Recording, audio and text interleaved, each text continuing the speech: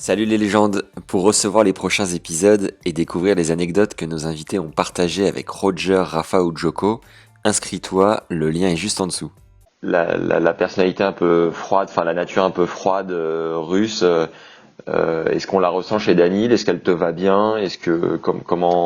Comment tu gères ça? Ce qu'il faut savoir des Russes, c'est qu'ils sont pas froids du tout en fait, contrairement à ce qu'on peut penser. Ok, Au contraire, c'est des gens qui sont ultra chaleureux. d'accord. Moi, je vois avec toute la colonie de Russes qu'il y a sur le circuit, je suis effaré par comment dire, ouais, leur côté chaleureux, leur côté émotif, émotionnel, affectif, comment dire, qui s'ouvre.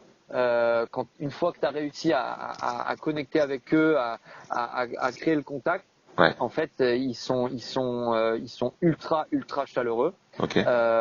Donc ça, c'est vraiment une façade de protection, j'imagine, comme beaucoup de monde. Hein. Tu te livres pas forcément comme ça tout de suite.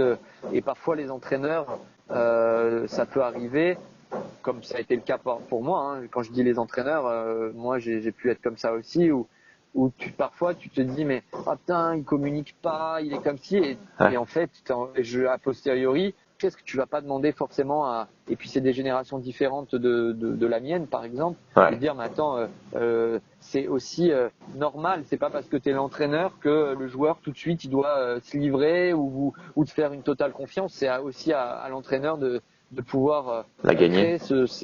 créer cette confiance, créer ce contact Ouais. et ça se fait petit à petit. Après Daniel, c'est quelqu'un de très chaleureux, mais qui est pas forcément facile à connecter. Et bon, je pense que j'ai réussi à trouver le fonctionnement, mais bon, ça n'a pas été tout le temps facile. Quand je te, quand je te parlais de ça, je m'avançais un peu, mais je voyais l'équipe de Coupe Davis avec Tarpichev à l'époque et les mecs étaient réputés pour quasiment même pas bouffer ensemble. Enfin, Ouais, oui, mais c'est, alors ça c'est vrai aussi. Là, c'est vrai que ça peut paraître, comment dire, complètement dingue pour nous Français de dire attends les mecs ils bouffent pas ensemble, ils font pas ça ensemble.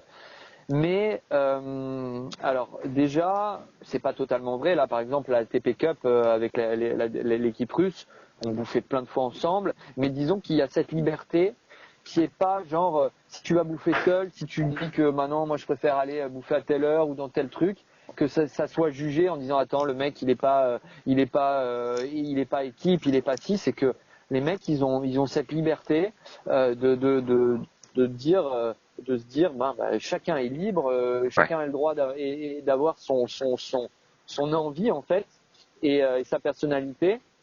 Et au contraire, du coup, quand les joueurs ou l'équipe se retrouvent, c'est choisi, tu vois. C'est vraiment quelque chose de choisi et de bien vécu. Et il n'y a pas de jugement. Moi, avec Daniel, ça peut arriver, mais bon, c'est normal aussi. On est 52 semaines quasiment ensemble tout le temps. Parfois, on passe 2 semaines, on bouffe pas du tout ensemble. ça fait du bien. Mais en fait, parce que lui a son besoin, moi j'ai mon besoin. Il aime être seul, j'aime être seul. Et du coup, je suis pas là.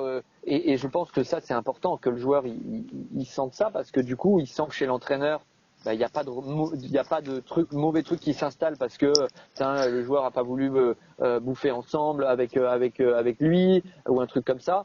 Et parce que ça peut arriver, hein, t'es entraîneur, tu bouffes pas avec le joueur que tu entraînes, tu peux parfois mal le vivre et du coup ça crée des émotions qui sont pas forcément bonnes et qui vont ensuite s'installer, qui vont ensuite créer des tensions et qui vont foutre la merde ensuite dans le relationnel et donc dans la performance. Pour nous, ça se passe pas du tout comme ça. Et au contraire, après, ça arrive, on se dit bon, on bouffe ensemble ce soir et c'est ouais tiens on bouffe ensemble, etc. Et du coup, c'est Ok. c'est facile quoi. Si tu veux nous aider à te régaler chaque semaine, mets-nous 5 étoiles et un commentaire sympa sur Apple Podcast. Tu deviens instantanément une légende dans notre cœur.